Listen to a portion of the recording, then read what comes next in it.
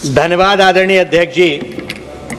कितना अच्छा होता कि सरकार पान मसाला के उत्पादन पर प्रतिबंध लगाने का विधेयक लाती और हम सभी उस पर चर्चा कर रहे होते। सिर्फ राजस्व इकट्ठा करने के लिए लोगों के जीवन से सरकारें कब तक खेलती रहेंगी? आखिर हम कौन सा भारत बनाना चाहते हैं?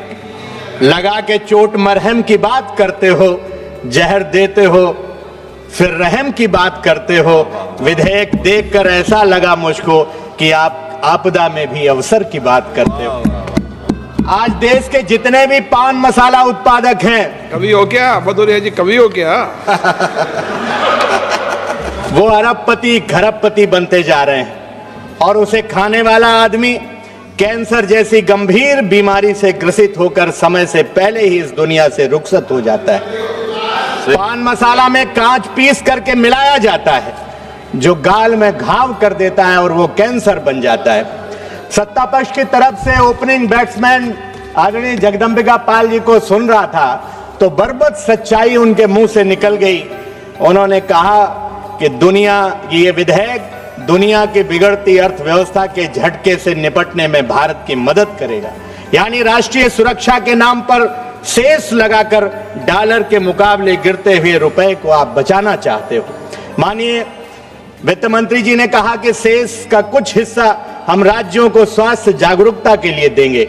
अध्यक्ष जी, यह कितना हास्यास्पद है कि पहले बीमार बनाइए फिर जागरूकता फैलाइए।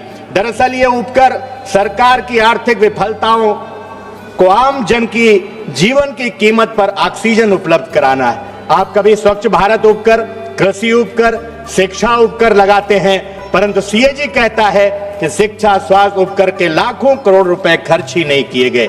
इसलिए आपका यह कहना कि सेस लगाने से कीमत घटेगी और खरीदार हतोत्साहित होंगे, मैं कतई सहमत नहीं हूं। आप कितनी भी कीमत बढ़ा लीजिए, ये जो पान मसाला की तलब है ना, ये नहीं छूटने वाली। लोग खूब खाएंगे और शान से कहेंगे कि मैं राष्ट्र की सुरक्षा के लिए खा रहा हूं। इसलिए आपको खूब राजस्व मिलेगा, बनाने वाले और अमीर होंगे, खाने वाले कैंसर से बेचारे मरते रहेंगे। इसलिए अध्यक्ष जी, मैं आपके माध्यम से सरकार से मांग करता हूं कि कैंसर जैसी गंभीर बीमारी का मुफ्त इलाज किया जाए। आपने समय दिया, बहुत बहुत धन्यवाद।